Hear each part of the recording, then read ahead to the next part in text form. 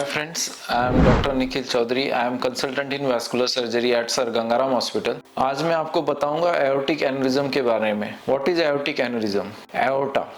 Aorta एक शरीर की सबसे मुख्य आर्टरी होती है जो आपके हार्ट से खून को पंप करती है. आपके हार्ट से निकलती है एक बड़ी पाइप, वो जाती है हमारे सारे ऑर्गन्स को. उस बड़े पाइप से हमारे ब्रेन को, इंटेस्टाइन को, किडनीज को और पैरों को सप्लाई होता है. इस आर्टरी को कहते हैं एओर्टा. अगर इस आर्टरी में नॉर्मली ब्लड फ्लो हो रहा है और जैसे इस आर्टरी की दीवार में अगर कोई वीकनेस आ जाती है या खराबी आ जाती है तो ये आर्टरी जो है गुब्बारे की तरह फूल जाती है. इस आर्टरी के फूलने को कहते हैं एओर्टिक एन्युरिज्म और ये एक बहुत ही जानलेवा बीमारी है. तो इसके बारे में जानना और सतर्क रहना बहुत जरूरी है. मैं आपको बताना चाहता हूँ कि किन मरीजों को ये बीमारी होने का रिस्क होता है. सबसे पहला जो है फैक्टर आता है वो है एज. अगर मरीज की एज जो है 65 साल से ज्यादा है तो उन मरीजों को ये बीमारी होने की बहुत ज्यादा आशंका होती है. और सबसे घातक और सबसे डेंजरस बात इस बीमारी की ये है कि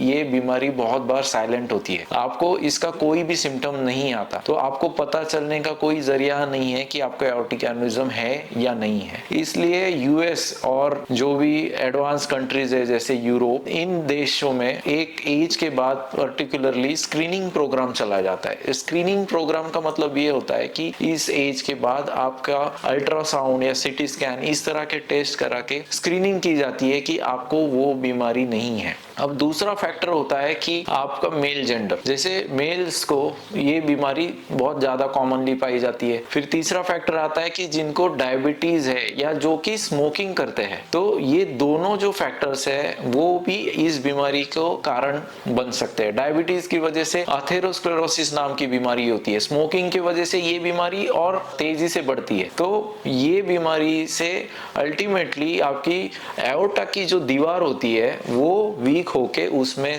आपका गुब्बारे की तरह वो फूल जाती है और ये फूलने के वजह से ये कभी भी फट सकती है. तो it's like a ticking bomb. Another factor which contributes to this is uncontrolled hypertension, मतलब या फिर क्रॉनिक हाइपरटेंशन. मतलब जिन मरीजों को बहुत ज्यादा ब्लड प्रेशर है या फिर जिन मरीजों का काफी सालों से ब्लड प्रेशर है तो ब्लड प्रेशर के कारण भी ये दीवार जो है एओर्टा की वीक हो सकती है और वो बल्ज कर सकती है और ये जो बल्ज होता है वो उसे कहते हैं एओर्टिक एन्युरिज्म. सो एओर्टिक एन्युरिज्म के लिए ये जो बीमारियां है ये कारण हो सकती है. और अभी एक सेपरेट ग्रुप के बारे में मैं बताऊंगा जिसमें कि फैमिली हिस्ट्री या मतलब किसी को फैमिली में है जैसे भाई को या फादर को या मदर को, तो फैमिली हिस्ट्री भी कभी कभी कंट्रीब्यूट करती है. और दूसरा फैक्टर आ जाता है कि अगर आपको कोई कनेक्टिव टिश्यू डिसऑर्डर है तो वो भी आपका एओर्टिक एन्युरिज्म का रीजन हो सकता है जैसे कि